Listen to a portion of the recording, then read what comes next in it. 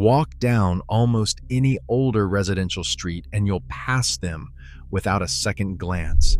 The sagging garage at the end of a gravel driveway, the cinder block building behind a shuttered shop, the detached structure with plywood over the windows and weeds climbing the door. To most people, these are just forgotten buildings, eyesores, things a city will eventually tear down. But to someone with nowhere else to go, that same forgotten building looks like something else entirely. It looks like four walls, a roof, and a door that closes. And here's the part almost nobody who walks past these buildings ever learns. The thing people build inside them to survive the winter is also the single thing most likely to kill them before spring. They never see it coming. And the reason why is something we'll get to. To understand why a garage becomes a target, you have to think the way someone without housing thinks. When you're sleeping outside, your enemies are simple and constant: cold, rain, wind, and other people. A tent solves almost none of those problems. The fabric offers no protection against a hard freeze. Wind tears at it all night, and a tent announces exactly where you are to anyone walking by. Worse, a tent gives you no defense. Anyone can unzip it. Someone else can take what is inside. For a person sleeping alone, that lack of a real barrier is a quiet terror that never fully switches off. A detached garage solves a surprising amount of that in one move.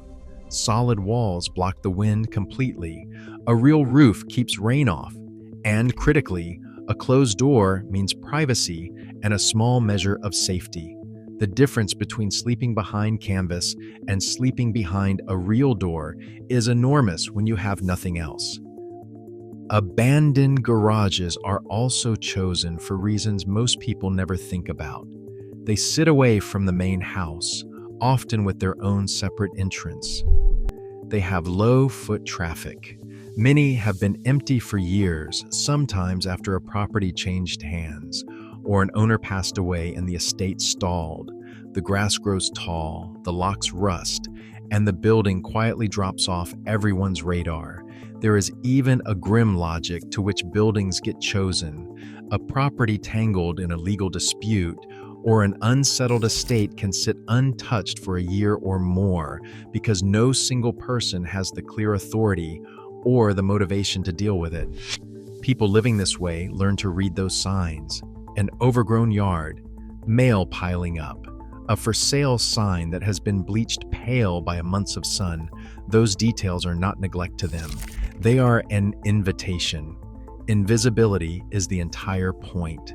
A structure nobody is watching is a structure where someone can exist without being noticed, but getting inside is only the beginning. An empty garage in winter is still brutally cold, and the real survival challenge starts the moment the door closes. The first problem anyone faces inside one of these spaces is heat loss. A bare garage is essentially a metal or concrete box, and those materials pull warmth out of a body fast. Concrete floors are especially punishing. Lie directly on one overnight and it will drain your body heat for hours. Concrete also stays cold long after the air has warmed, which means even a heated space betrays you the moment you lie down. So the first thing that gets built is insulation, and the materials are whatever the city throws away. Flattened cardboard is the foundation of almost every one of these shelters. It is everywhere, it is free, and it works through simple physics. Cardboard is full of tiny air pockets, and trapped air is one of the best insulators that exists. A thick layer of cardboard on a concrete floor can be the difference between a survivable night and a dangerous one. But cardboard has an enemy, and that enemy is moisture.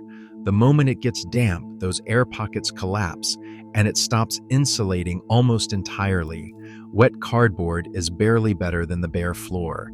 People who do this well learn to build in layers, with a moisture barrier underneath. They use a sheet of plastic, a section of old tarp, or even garbage bags split flat and overlapped. The barrier goes down first, the cardboard goes on top, and that single extra step can keep a sleeping setup working for weeks instead of failing after the first cold, wet night. From there, the insulation builds up. Discarded foam from packaging or old furniture goes down next. Salvaged blankets and sleeping bags add more warmth. Bubble wrap taped over windows slows heat escaping through the glass. Some people line entire walls with whatever soft material they can collect, creating a smaller, sealed nest inside the larger cold shell of the garage. The smartest builders understand a key idea without ever reading it in a book. You do not heat the building, you heat the smallest possible space around your body. A garage is too big to warm, but a tarp and blanket cocoon in one corner traps body heat and holds it. It is the same principle that keeps a winter sleeping bag warm. Make the space small, seal the air, and let the body do the rest. You can actually watch the skill develop over time. A first attempt is usually too big, too loose, too open at the top, and it leaks heat all night. The people who survive several winters learn to bring the ceiling of the cocoon down low, close the gaps, and accept that the living space shrinks to almost nothing. It becomes a box barely larger than a body. Cramped, yes, but warm. And when the alternative is a hard freeze, cramped and warm wins every time. This kind of layered, deliberate construction is genuinely clever, but it only handles the cold passively. In a real freeze, passive insulation is not always enough. That leads to the most dangerous decision anyone in this situation has to make. It is the one that loops back to what I promised you at the start.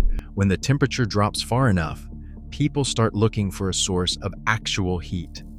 This is where the story turns from resourceful to genuinely dangerous. The improvised heat sources are predictable. Candles clustered together, small portable stoves, tea light heaters, sometimes a single burner running off a fuel canister. In the most desperate cases, an open flame burns in a metal container. Here is the danger that almost nobody outside this world fully understands. The same ceiling that makes a shelter warm also makes it deadly the moment you introduce fire. Any flame burning in an enclosed space consumes oxygen and produces carbon monoxide. Carbon monoxide is uniquely cruel because the human body has no defense against it and no warning system for it. It has no smell, no color, no taste. Your lungs cannot detect it. Your brain cannot register it. There is no cough, no sting, no instinct that says leave. What actually happens is quieter and worse. Carbon monoxide binds to your blood far more tightly than oxygen does, so even a small amount slowly crowds the oxygen out. The early signs feel exactly like the thing the person is already drowning in.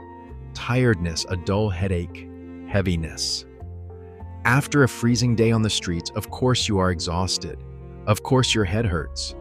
So the body's only real warning gets mistaken for ordinary fatigue. And the person does the most natural thing in the world. They lie down, they close their eyes, and that is the trap. The symptoms that should send someone running for the door instead convince them to rest. A person can drift from tired to drowsy to gone without a single moment of fear, without ever knowing anything was wrong. A sealed garage with a heat source running overnight is one of the most dangerous environments a person can sleep in. Every winter, there are deaths exactly like this. People who survived the cold, survived the streets, survived everything, and were lost to an invisible gas inside a shelter they built to stay alive. The cause of death is heartbreaking in its irony. The fire that was keeping them warm was also slowly taking the air. There is a cruel trade-off at the center of all of this. Seal the space to trap heat, and you trap the danger with it. Open it up for ventilation, and you let the cold back in. There is no clean solution, just a constant, exhausting balance between two threats, every single night, with the price of getting it wrong being everything. Some people do learn to manage it. A gap left at the door, a window cracked just enough. Heat used only to warm the space, then shut off before sleep. But that knowledge is uneven. It spreads by word of mouth, or not at all, and the person who needs it most The one new to the streets and facing their first real freeze is exactly the person least likely to have heard it. That is the part of this story that matters most. The ingenuity is real, but ingenuity does not cancel out physics, and a hidden home is never as safe as it looks from the inside. And the danger doesn't end with the air, because once you've solved heat, you run straight into a problem that's slower, quieter, and in its own way just as relentless. You can go for weeks without many things. You can't go long without water, and you need it for far more than drinking. Cooking, cleaning, basic hygiene, all of it requires a steady supply, and a hidden shelter almost never has working plumbing. Picture someone 3 blocks from their garage at 5 in the morning, before the street wakes up, carrying 2 plastic jugs filled at a gas station restroom. A gallon of water weighs over 8 pounds. 2 jugs is a slow, aching walk in the dark, done quietly so no one connects a person to a building that is supposed to be empty. And it has to happen again in 2 days, and again after that. This is what no plumbing actually means. Not an inconvenience, a second job that never ends. When carrying water in becomes too much, people get inventive. The most reliable find is an outdoor spigot. Many buildings, including abandoned ones, still have an exterior tap connected to a water line nobody ever shut off. A working outdoor faucet is treated like a discovery. It becomes a quiet, dependable source someone can return to again and again. Public buildings become part of the map too. A library restroom, a park fountain, a fast food bathroom where if you move quickly and don't draw attention, you can fill a container before anyone asks why. People who live this way carry a mental map of every reliable tap for a mile in each direction, ranked by how safe it is, how clean the water is, and how likely someone is to notice. Rain collection is the next step, and it is where the engineering gets clever again. A tarp is angled toward a single low point, draining into a barrel or a stack of buckets. Gutters are redirected with scavenged pipe. A surprising volume of water can be captured from a single rooftop during one good storm. People learn to read the weather and position their setup before the rain arrives. But here is the catch, and it is a dangerous one. Water collected this way is almost never safe to drink without treatment. Runoff from a roof picks up dust, bird droppings, and chemical residue. It works for washing. Drinking it untreated carries a real risk of serious illness, which is one more invisible threat layered on top of all the others. And then there is the problem almost nobody talks about. Hygiene sounds minor next to freezing or carbon monoxide, but it is not. Without a way to wash, skin breaks down, small cuts get infected, and illness spreads fast. There is also the harder cost, the way the world treats a person who looks and smells like they have been sleeping rough. Staying clean is not vanity in this situation. It is the thin line between blending in and being instantly marked, between being able to walk into a store or apply for a job and being turned away at the door. So water gets rationed with painful care. A little for drinking, a little for washing, never quite enough for both. So a hidden home at its most developed has insulation for warmth, an improvised heat source, and a water supply pieced together from spigots, jugs, and rainfall. From the inside, it can start to feel like a real, functioning space. But none of it means anything if the shelter gets discovered, and staying hidden turns out to be the hardest job of all. To understand what that actually takes, it helps to walk through a single day inside one of these places. It starts before sunrise. The first movement of the day happens in darkness on purpose, because an empty street is a safe street. This is when water gets collected, when anything that needs doing outside gets done, all of it finished before the neighborhood wakes and the first commuters appear. By the time the sun is up, the person is back inside, and the door is closed. Daytime is the strange part. Daytime is for staying still. A building that's supposed to be abandoned can't show movement, can't show light, can't make sound. So the daylight hours are spent quiet and low, waiting out the most dangerous stretch, the hours when a curious neighbor or a passing patrol is most likely to look twice. It's a kind of enforced stillness that has nothing to do with rest. Evening brings a small window. Once the street is busy with people coming home, a single extra person moving around doesn't stand out. That's the time to come and go, to handle anything that couldn't be done at dawn. And then night closes in, the cocoon gets sealed, the careful decision about heat gets made one more time, and the whole calculation starts again. That's the rhythm: dark to move, daylight to hide, a sliver of evening to breathe. Every day, on repeat, shaped entirely around a single rule. Don't be noticed. That rule shapes everything. Light discipline is the big one. A glow coming from a building that is supposed to be empty is the fastest way to get discovered. So people keep light low, cover windows completely, and use small shielded sources rather than anything bright. The inside gets organized to look like nothing. Belongings stay packed and ready, partly for fast escape, and partly so a glance through a window reveals only junk. Some people keep the visible part of a structure looking exactly as abandoned as before, even adding to the clutter, with the actual living space tucked into a back room or a built-out corner. If someone looks in, they see dust and garbage. They do not see a home. This invisibility is a skill, and people get good at it. But it comes at a brutal cost. Living in permanent hiding is exhausting in a way that has nothing to do with physical tiredness. There is no relaxing, no real rest, no moment where the guard fully comes down.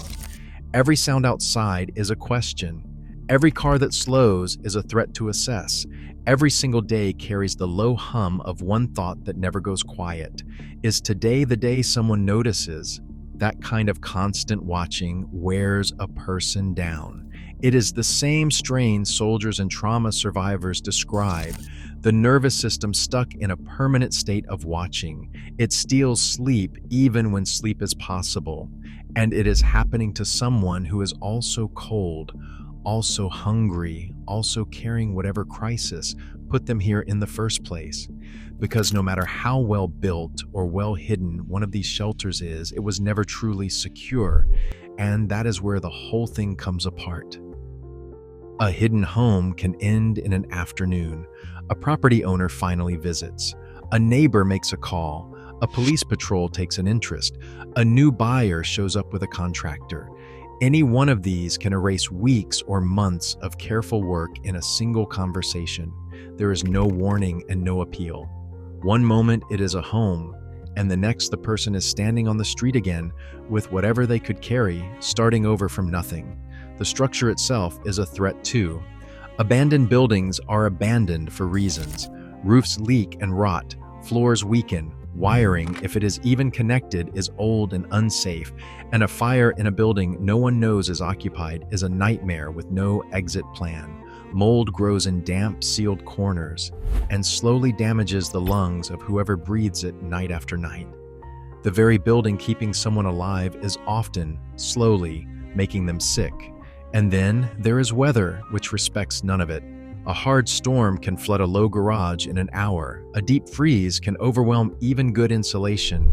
A heat wave turns a sealed metal structure into an oven, and the same ceiling that trapped warmth in winter now traps dangerous accumulating heat with nowhere to go. So, even at its best, a hidden home is temporary. It is not a solution, it is a pause, a stretch of slightly more stable ground before the next disruption arrives. Anyone living this way knows it, and that knowledge never fully goes away. It sits underneath every improvement they make, the quiet awareness that they are building something they will almost certainly lose. Which raises the real question, the one this whole story has been building toward.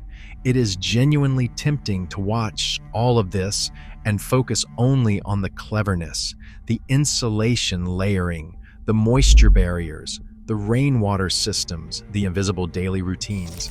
That ingenuity is real and worth respecting, but the harder truth sits underneath it. None of this skill is being used by choice. Every bit of this problem solving exists because a person ran out of other options. Think about what it actually takes to do this well.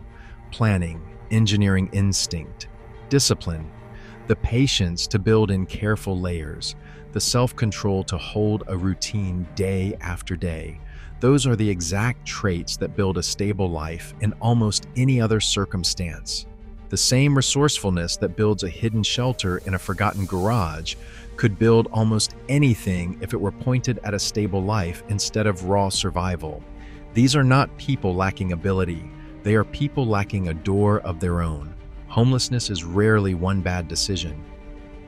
It is far more often a chain, a lost job, a medical bill that emptied a savings account, a rent increase that arrived faster than a paycheck could grow, a relationship that ended and took the housing with it. Each link on its own can be survivable. It is the chain, several of them landing close together with no savings to absorb the blow, that puts a person on the street. For a lot of people, stable housing and that outcome are separated by a single bad month, and the existence of these hidden homes says something uncomfortable about the gap between what housing costs and what people can earn. When abandoned, unsafe, unheated structures start looking like a reasonable option. That is not a story about individuals making bad choices. That is a story about a system with a hole in it big enough for people to fall through. So the next time you walk past one of those forgotten buildings, the sagging garage, the empty structure behind the shuttered shop, take a second look, not out of fear and not out of pity, just awareness. That building might be exactly what it appears to be, or someone might have quietly turned it into the only home they have, layering cardboard against the cold, angling a tarp to catch the rain, timing their footsteps to the dark, doing extraordinary work simply to make it through one more night. The skill is real, the resourcefulness is real, but nobody should have to be this resourceful just to survive. If this gave you a different way of seeing the places you pass every day, the video on screen looks at another hidden side of the cities we think we already know. It's right there. Go ahead and watch it next.